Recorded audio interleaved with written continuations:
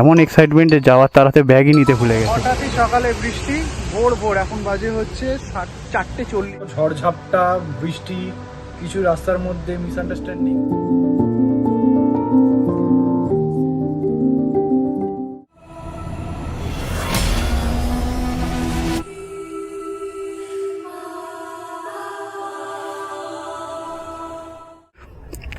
তো at last গাড়ি ছাড়বো এখন। তার আগে ট্রিপ মিটারগুলো 0 করে নি। 0 ট্রিপ B0। চলো তাহলে গাড়ি ছাড়া যাক। দুর্গা দুর্গা জয় শ্রীরাম। ওকে,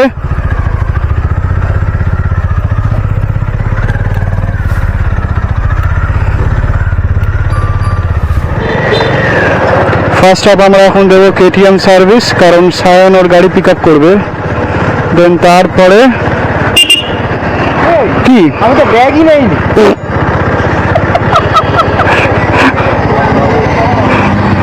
তো আমাদের ফার্স্ট ব্ল্যাঙ্কটার যাওয়ার আগে সায়ন ব্যাগ নিতে ভুলে গেছে এক্সাইটমেন্টে। ওই আসছে ব্যাগ নিয়ে। এমন এক্সাইটমেন্টে যাওয়ার তারাতে ব্যাগই নিতে ভুলে গেছে।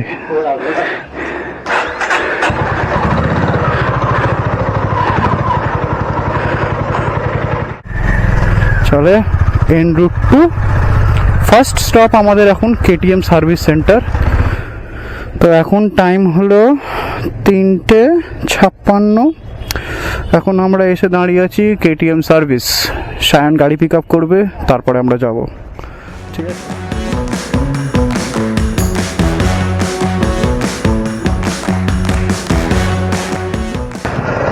এই জাস্ট নাও আমরা বেরিয়ে পড়লাম। সায়ন KTM থেকে ওর গাড়িটা নিয়ে নিল। এখন আমরা সোজা যাব এখন হাইট রোড দিয়ে খিদিরপুর ক্রস করে AJC বোস ফ্লাইওভার ধরবো। ধরে নিয়ে সোজা মা ফ্লাইওভার কন্টিনিউশন করবো।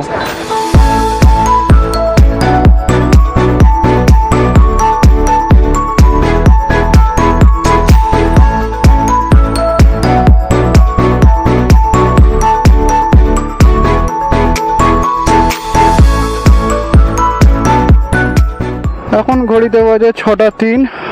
আর আমরা এতক্ষণ পরে এসে দাঁড়িয়েছি কল্যাণী এক্সপ্রেসওয়ের সামনে। এই যে কল্যাণী এক্সপ্রেসওয়ে। অনেক দিন বাদে কল্যাণী এক্সপ্রেসওয়ে এলাম। লাস্ট এসেছিলাম রানাঘাট যাওয়ার জন্য। তো অলমোস্ট 99.2 কিলোমিটার আমাদের done. Going for the last lap, আপাতত 100-এর মধ্যে। চলো তোমাদের সাথে অ্যাটলিস্ট আমি বলতে পারবো, হয়তো তোমরা আমার সাথে ফিজিক্যালি আসোনি, but morally you are with me all. আমার অলমোস্ট হতে চলেছে এখন 100 কিলোমিটার। আমরা এখন গৌরপাড়া ক্রস করছি।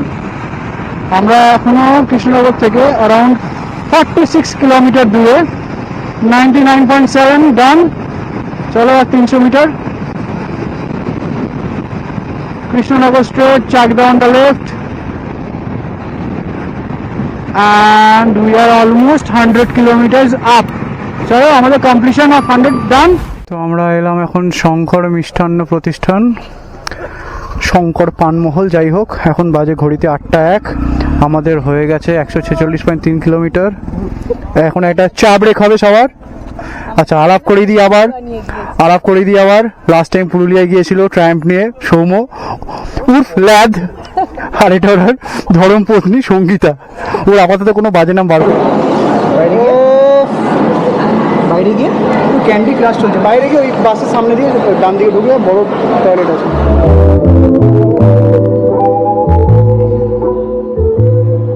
এটা বড় সড়ো আমার লিটারাল অ্যাক্সিডেন্টের থেকে বেঁচে গেলাম। মানে আমার কিছু না, তো আমি অ্যাজ ইউজুয়াল 80-90 ক্রুজ করছি। পায়ের কাছে ফিল করলাম কিছুটা ঠেকে বেরিয়ে গেল। কি মনে আমার গেল, আমি আমার 360 ডিগ্রি মাউন্টটা দেখলাম ওইটাই খুলে চলে গেছে। আমার খুব রাগ ভালো যে আমি ক্যামেরাটা লাগাইনি, নাহলে ক্যামেরাটাও কিছু হয়ে যেতে পারতো। লাকিলি আমি এখনো ক্যামেরাটা লাগাইনি, বেঁচে গেলাম। থ্যাংক ইউ গড, রক্ষা করে এরকম ভাবেই। তবে হ্যাঁ, থ্যাংকস টু সায়নদা আমাকে ক্যামেরাটা রেন্ট করেছে এই ট্রিপটার জন্য। তো একটার পর একটা আমার সাথে যেন অঘটন ঘটে যাচ্ছে। ফার্স্ট ইনস্টা 360 যে মাউন্ট ছিল সেটা খুলে গেল। ঠিক আছে, সেটাকে ঠিক করে নিয়ে এলাম। তারপরে যাচ্ছি, কুড়িয়ে আনলাম রীতিমতো 5 মিনিট দৌড়ে গিয়ে। দেন কিছুটা যাওয়ার পর বুঝতে পারলাম যে ফগ লাইট ওটা লেগেছে, তো ফগ লাইটটা বেঁকে গিয়েছে। তো ফগ লাইটের অ্যালাইনমেন্টটা ঠিক করলাম।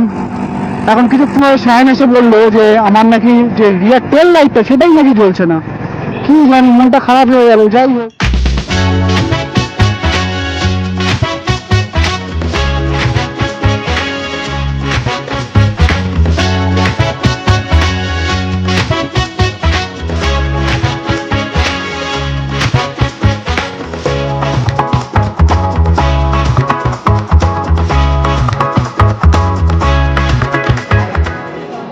এখন টাইম হলো 9:55 আর আমরা এসে পৌঁছেছি বহরমপুর বাইপাস ধাবা।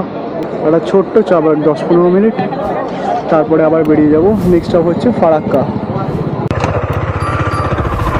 আমরা এই এখন বহরমপুর বাইপাস ধাবার থেকে বেরোচ্ছি। রেস্ট হয়ে গেল অনেকক্ষণের, একটা বডিটা চাঙ্গা হয়ে গেল। বাসে এখন 11:40। ব্যাস, সব ফুরফুরে মেজাজে আবার বেরিয়ে পড়লাম। আবার দাঁড়াবো, সবে তো বেরোলাম, দাঁড়ানোর কথা না হয় পরেই হবে। যাওয়া যাক কতটা যেতে পারি আমরা সিঙ্গেল স্ট্রেচে।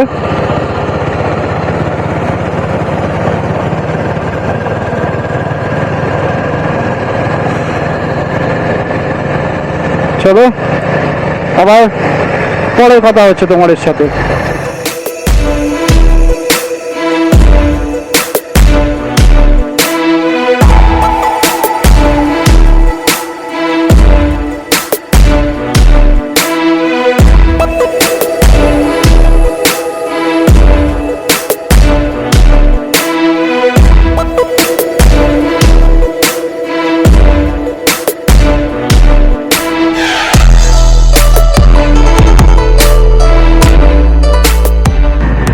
আমি জানি না তোমরা দেখতে পাচ্ছ কিনা,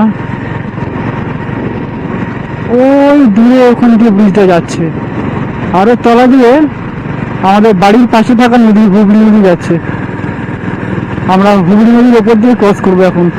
বাড়ির সামনে ওই নদীটা সারাক্ষণ দেখি, হুগলি সেতু দিয়ে ক্রস করি। আজকে ক্রস করবো এত দূর থেকে।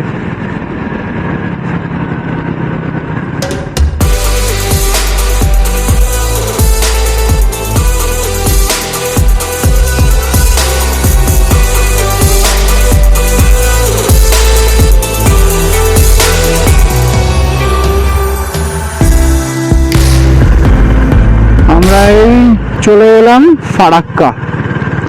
তবে একটা আফসোস এবারেও রয়ে গেল, যতবারই আজ অব্দি আমি ফারাক্কা দিয়ে ক্রস করেছি, ফারাক্কার কোনোবার দিনের আলো দেখতে পেলাম না। এই নিয়ে থার্ড টাইম। দুবার তো ট্রেনে এসেছি, একবার ট্রেন, একবার বাস, আর এই বাইক থার্ড টাইম। তিনবার তিনটে আলাদা আলাদা ট্রান্সপোর্ট, আর তিনবারই কপাল এমন যে রাতের বেলা ক্রস করছি, ফারাক্কার জল আর দেখতে পেলাম না। তবে এটাও সত্যি বলতে আমার কাছে একটা অ্যাকমপ্লিশমেন্ট এবং একটা স্যাটিসফ্যাকশন, মিক্সড ইমোশন বলা যেতে পারে, যে এতদিন ধরে ব্লগারদের ভিডিও দেখতাম, ডকুমেন্টারি দেখতাম, সবার ভিডিও দেখতাম, যত রাইডার্সরা আছে আমাদের, স্পেশালি কলকাতার এবং যারা বাইরে থেকে আসতো সবাইকে দেখতাম নর্থে গেলে এই ফারাক্কা ব্রিজটা, কখনো কখনো কারোর তো লাক ভালো থাকলে সাথে ট্রেনটাও পেয়ে যায়। তো আজকে আমি সেই ফিলটা পাচ্ছি যে এটাই একটা বড় একটা স্যাটিসফ্যাকশন, যে বাড়ি থেকে এতটা দূরে চালিয়ে এসেছি। Farakka still it's a win situation for me. এইটুখানিতেই আমি বলছি, বাকিটা তো এখনো পিকচার হবে বাকি মেরে দোস্ত। চলো আপাতত এই গাড়িটাকে কাটিয়ে এগোই।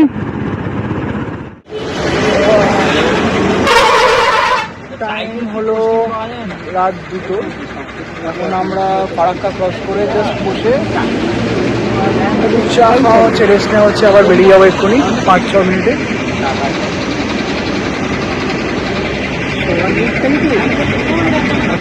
হঠাৎই সকালে বৃষ্টি, ভোর এখন বাজে হচ্ছে 4:40। এমন বৃষ্টি হলো, লাস্টে গাড়ি রেখে আমরা একটা শেডের তলায় জায়গা নিয়েছি। দুটো রেনকোট আছে, বাড়ি সকাল সকাল কেউ বার করবে না বলছে, এই ওয়েট করে আছি।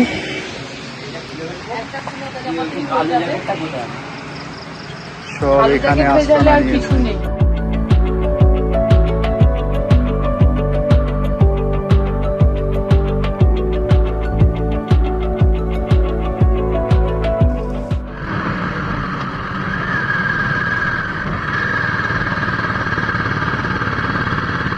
থার্ড গিয়ারে যেমন স্ট্রাগল করছে, দেখুন থার্ড গিয়ারে আওয়াজ পাল্টে দিল, ওটা সেকেন্ড গিয়ারে দেখ ইজিলি উঠবে।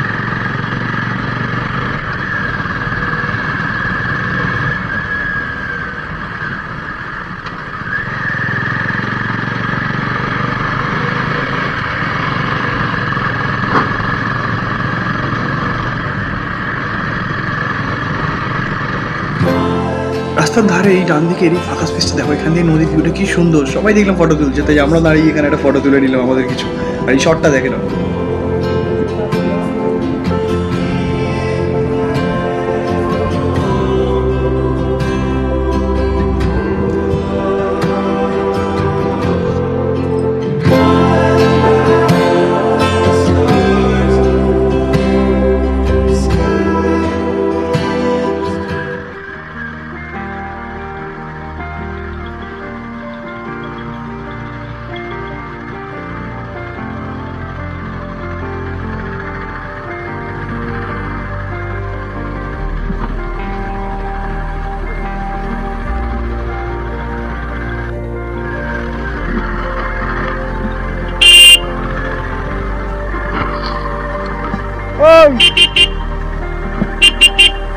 এইটা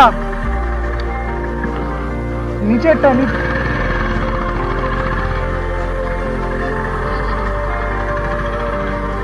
সারাই দেখে।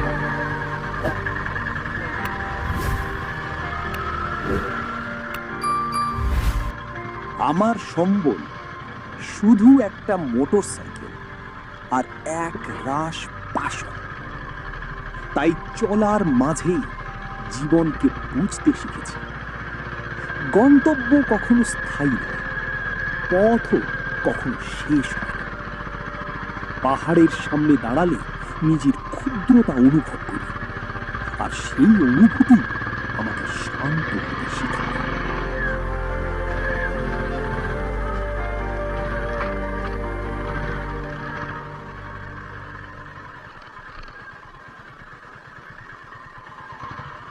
তো ঝড়ঝাপটা, বৃষ্টি, কিছু রাস্তার মধ্যে মিসআন্ডারস্ট্যান্ডিং, দুর্ঘটনাও ইনক্লুডেড, সব কিছু টপকে আমরা শেষমেশ হোটেলে পৌঁছালাম গতকাল 4:30 বেরিয়ে আজকে সন্ধ্যে 6টা। 24 ঘন্টা শুধুমাত্র তাগদা দার্জিলিং আসার জন্য। পুরো ভিডিওটা দেখো, তাহলে বুঝতে পারি যা কিছু হয়েছে, ups and down, roller coaster একটা রাইড হয়েছে, শেষ অবধি আসতে পেরেছি, এটাই একটা বড় ব্লেসিং। ভিডিওটা দেখো, যদি ভালো লাগে লাইক করো, শেয়ার করো, কমেন্ট করো। Thank you.